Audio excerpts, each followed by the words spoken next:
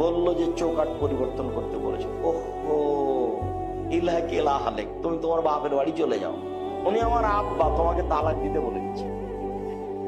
এখন বউ চাকরি করে না, সুন্দরী না, ভালো রান্না করতে পারে, কোনো বিবেচনা নেই। এর নাম বুখারী মুসলিমের হাদিস, কোনো বিবেচনা নেই।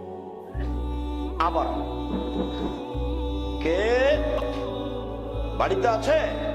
জি না। কোথায় গেছে? শিকার করতে গেছে। কখন আসবে? সন্ধ্যায়। কি খাও? গোস্তার পানি। কেমন আছো? আলহামদুলিল্লাহ ভালো আছি।